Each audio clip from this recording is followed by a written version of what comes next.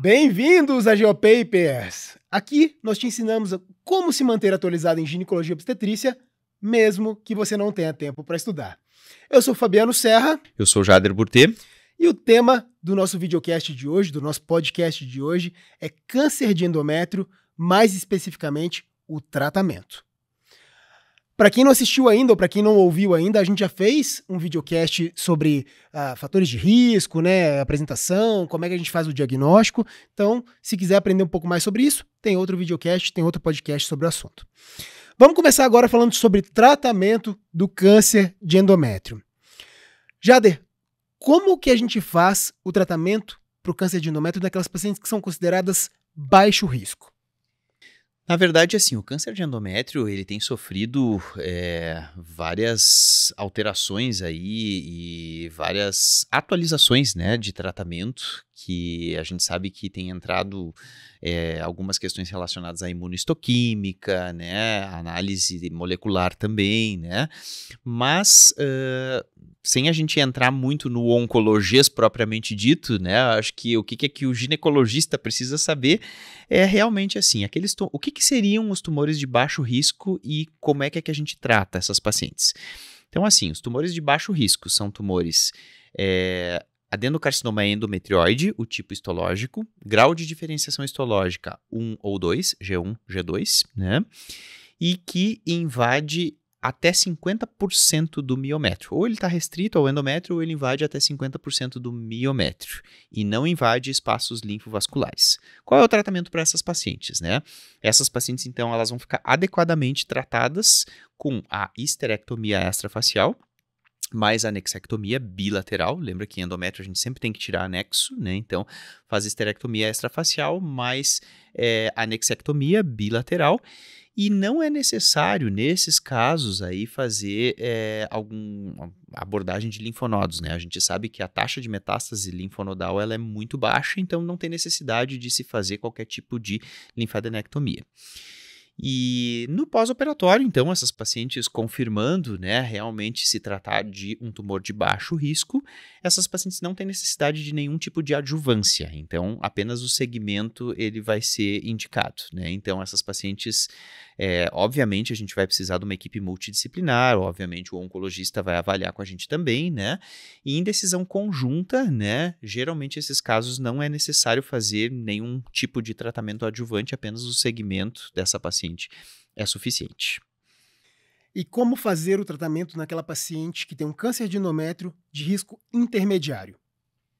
O risco intermediário é aquelas pacientes que têm adenocarcinoma endometrioide, né, esse tipo histológico, G1, G2, ou G1 ou G2, que invade aí mais de 50% do miométrio, né, portanto é um estágio 1B, né. Essas pacientes elas acabam entrando aí no que a gente chama de categoria de risco intermediário. Essas pacientes, então, mesma coisa, a gente vai fazer a histerectomia extrafacial mais anexectomia bilateral, e essas pacientes sim a gente vai ter que abordar linfonodos, né? Pode ser feita linfadenectomia pélvica? Pode, mas cada vez mais tem se utilizado a técnica do linfonodo sentinela no câncer de endométrio. Então, se recomenda aí fazer a marcação, né, do linfonodo sentinela, lembrando que tem que ser bilateral, né? Então, se faz a identificação do linfonodo sentinela e aí a gente, com um linfonodo sentinela negativo, definitivamente a gente não precisa fazer, né, uma linfadenectomia, é menos morbidade para a nossa paciente. Então, se faz aí a histerectomia mais salpingo-oforectomia bilateral, mais a técnica do linfonodo sentinela dos dois lados. Explica para o pessoal como é que faz o linfonodo sentinela, Jader, acho que é importante. Boa, o linfonodo sentinela ele pode ser feito de duas formas. Ou a gente faz com o corante azul, né, o próprio azul patente, né, que é o mesmo que se utiliza para mama também, né, e para colo de útero também se utiliza. Esse azul, ele vai corar, na verdade, os linfonodos pélvicos do lado esquerdo e do lado direito, né? Então, a gente precisa identificar o que cora do lado esquerdo e o que cora do lado direito. E aí, então, se faz a remoção. Dá para se fazer na cirurgia aberta, mas dá para se fazer também na cirurgia laparoscópica, né? Então, a gente identifica ou através do uso do azul, ou através da técnica de medicina nuclear, né, que aí se usa um radiofármaco, né, para conseguir se identificar através da utilização aí de um instrumento chamado gamma probe, né, que detecta a radiação, né, do radiofármaco e a gente identifica ali onde que está marcando esse linfonodo sentinela. Mesma coisa que a gente usa para mama, né, a gente usa para pelve também. E a gente aumenta as taxas de detecção quando a gente combina as duas técnicas, né, tanto a técnica do corante azul quanto a da medicina nuclear. Perfeito! E se a gente estiver diante de uma paciente com câncer de endométrio, mas agora de alto risco? Como é que eu faço o tratamento? O câncer de endométrio de alto risco, bom, essas pacientes aí, o tratamento cirúrgico vai ser o mesmo, né? A gente vai fazer esterectomia extrafacial com salpingoforectomia bilateral. Vamos abordar os linfonodos, né? Fazer a linfadenectomia ou ainda a técnica do linfonodo sentinela também pode ser aplicada nessas pacientes. Só que essas pacientes que são de alto risco, que aí incluiria assim, G3, grau de diferenciação histológica 3, né? Ou ainda tumores que têm outro tipo histológico, né, que não o adenocarcinoma endometrioide, aí essas pacientes realmente vão ter benefício de adjuvância, né? Então a gente entra aí com bracterapia, né, e também a radioterapia externa, né? Essas são terapias que vão acabar sendo indicadas, né? Logicamente também podemos usar também imunistoquímica, a gente pode usar outras condições aí e, obviamente, discussão em equipe multidisciplinar com um oncologista também, né? Mas essas pacientes vão se beneficiar aí de radioterapia, né? De bracterapia e radioterapia externa, né? E alguns casos também aí de quimioterapia. Então, grau 3, mesmo que tenha invasão de menos 50% do miométrio, já vai ser considerado de alto risco também. Alto risco, esse é um ponto bem importante. O grau 3, assim, já parte ali do alto risco. Exatamente. Né? Já Por isso é um resultado de anátomo patológico muito importante, é uma informação muito importante que a gente tem que ter no resultado do anátomo patológico, é o grau de diferenciação histológica. E existe, hoje em dia, alguma situação em que a gente possa fazer um tratamento conservador para o câncer de endométrio?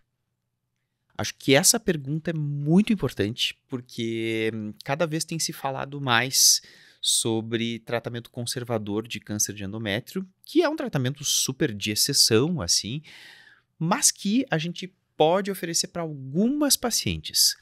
Quais são essas pacientes? Pacientes que têm, assim, ó, um adenocarcinoma endometrioide, grau 1 ou 2, que tem, pela ressonância, menos de 50% de invasão ali de miométrio, né?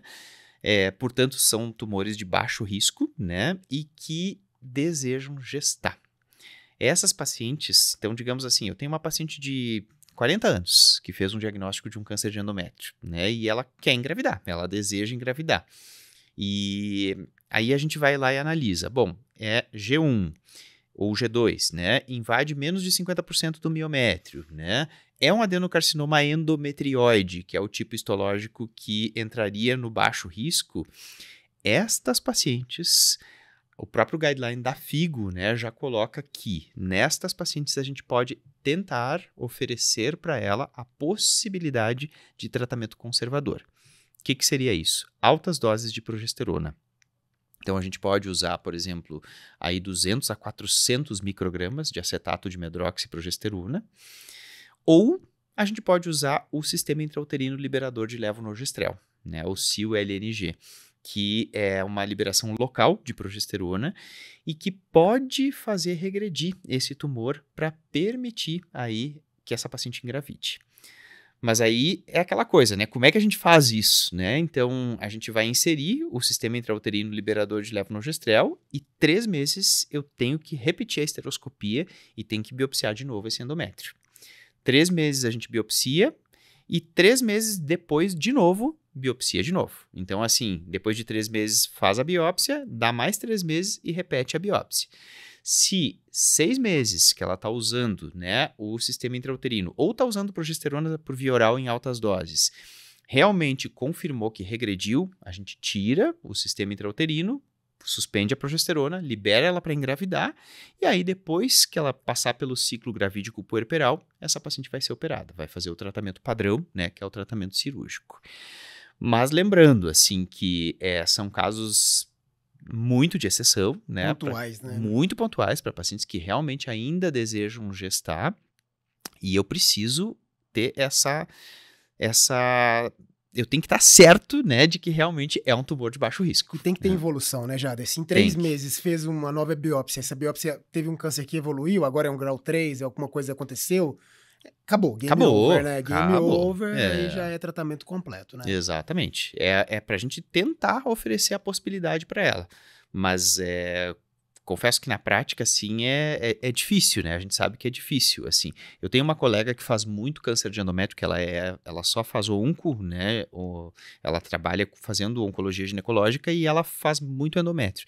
E ela tem 2 casos aí relatados de regressão, né? De tumores 1A que regrediram com o sistema intrauterino liberador de levonorgestrel. E aí as pacientes foram liberadas para engravidar depois. Haja coração. Mas haja coração. Você vai dormir os 3 meses pensando na paciente. Exatamente. Né? Mas é algo que está descrito na literatura e está aí para ser seguido também, né, Jader? Exato. A gente vê hoje muitos cânceres sendo tratados como esses de baixo grau, com um padrão conservador mesmo, né? Próstata agora também é tratado como conservador em alguns casos. Então a gente vê algumas coisas surgindo, né? A medicina está tentando ser mais conservadora em algumas situações. É claro que se é um câncer de alto risco, é claro que esses casos com certeza vão ser tratados como merecem, né? Inclusive tem no próprio guideline da FIGO, tem uma observação que eu achei muito interessante, assim, que os tumores de baixo risco, os adenocarcinomas endometrioides de baixo risco, eles têm um comportamento histológico muito parecido com hiperplasia atípica de endométrio. Então, que a gente já sabe, né, que pode ser feito tratamento conservador nas pacientes que ainda desejam gestar. Então, é uma possibilidade. É importante a gente saber que existe essa possibilidade. Muito legal. Acho que vocês gostaram também, né? Porque eu gostei pra caramba, viu, Jader? Acho sensacional esse tratamento do câncer de endométrio. É um tema que é importante, né? Na nossa prática clínica também, não só pra prova. E a gente espera que vocês tenham gostado, né? A gente sempre à disposição para qualquer discussão que vocês tragam. E eu acho interessante a gente, agora conversando aqui, eu pensei que seria um tema bem interessante para a gente trazer, né, o pessoal da onco, fazer uma discussão interdisciplinar, assim, trazer o pessoal da onco, da radioterapia, para enriquecer mais ainda, porque aqui a gente falou mais das questões ginecológicas, que é a nossa área, né, mas tem toda uma parte de interface aí com a onco e com a radioterapia que a gente pode aproveitar também. Acho que vale a pena a gente trazer colega aí para falar sobre isso. Super válido, e podem contar com esse videocast aí que nós vamos trazer sim, com certeza. É isto? É isso. Gente, é isso. Terminando mais um videocast, mais um podcast para você que está nos ouvindo. A gente deseja a todos vocês que aprendam bastante, que estudem bastante e nos vemos numa próxima. Até lá. Valeu, gente.